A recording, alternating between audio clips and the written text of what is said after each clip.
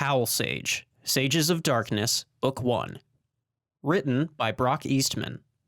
Narrated by J.J. Battiston. Chapter 8, October 8th, Sunday. I woke to sore muscles. It was earlier than I would have liked, but nonetheless, I ached too much to fall back asleep. The morning sun shone through the drawn curtains, which I had forgotten to close. I dismissed my alarm before it rang, and my hand slid across the cover of the HowlSage Haunting. I stared at the silver-embossed lettering and read the subtitle, How the Hunter Became the Hunted. Could this book reveal the information I need for the hunt? A shiver coursed through my body as I sat up and fluffed a pillow behind me. I pulled on last night's t-shirt and opened the HowlSage Haunting. October 12th. All signs point to a werewolf, though Parson Gray has revealed to me and a select few that the creature is called a HowlSage. He said the monstrous beasts are demons summoned to our world by one of our own.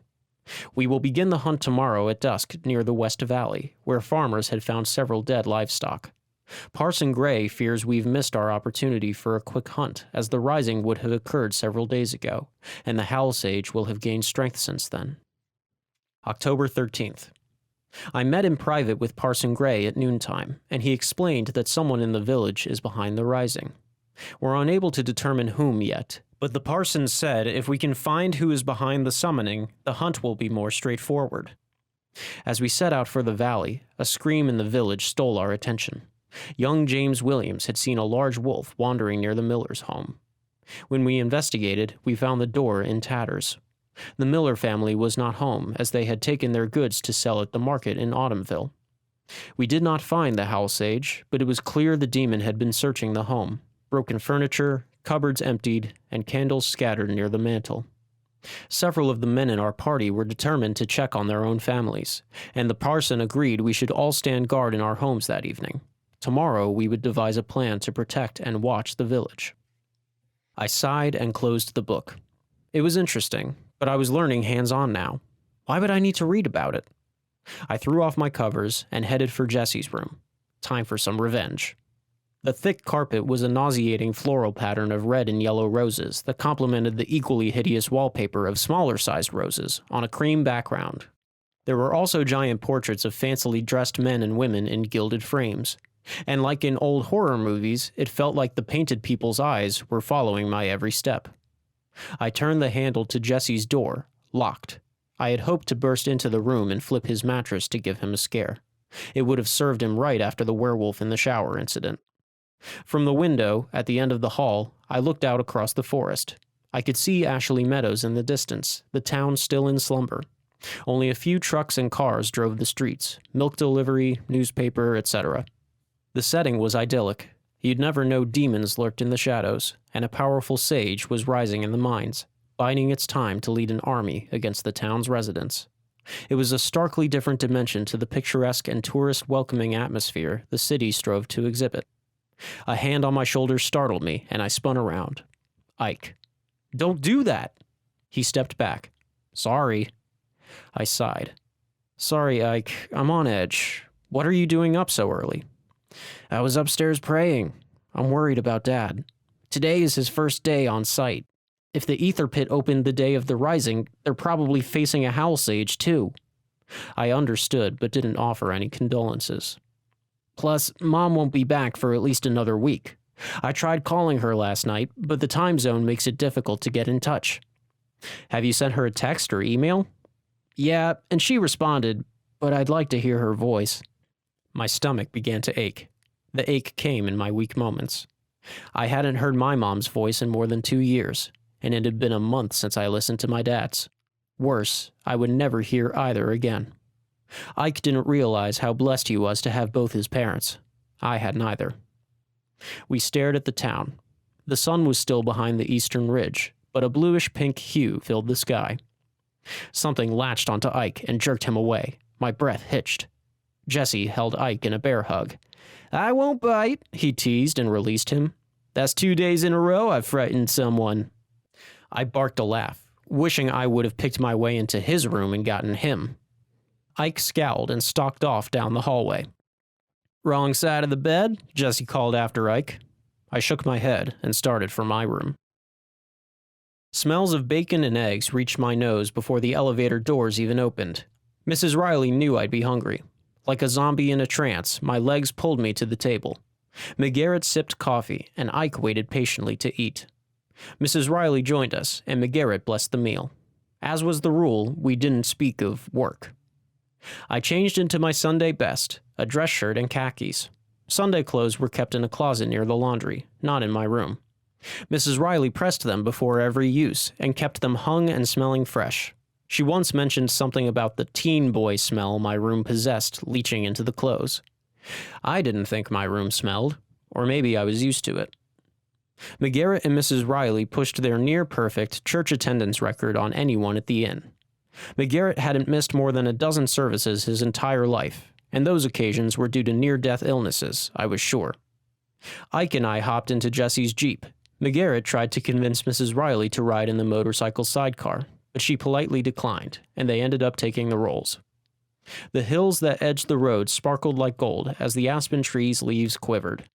Groves lined the ridges all across the mountains, and people came from all over for scenic drives and photography. Our church looked like it belonged in a landscape painting. At the base of the golden hill, a white steeple crowned the old red-brick church. Stained glass windows glinted with sunlight. 2 white wooden doors stood open wide like arms welcoming us in. The minister and several deacons greeted people as we entered. Pews made of thick oak planks stained dark brown lined the sanctuary and creaked when you sat. We even sang from musty old hymnals. There was so much history here, so many praises lifted to God over the years from this humble building. Ike took lots of notes, and I tried paying attention. Most of the other kids my age chatted with each other, texted, or played games during the service.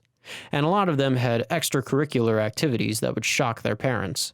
The problem was, their parents were absorbed in their own worlds, and hardly noticed. Even though my family traveled all over the world, my parents were highly engaged in my life. They always asked about my day, and knew what I was doing or where I was going. In my earlier teen years, I found it an annoyance and called it overbearing.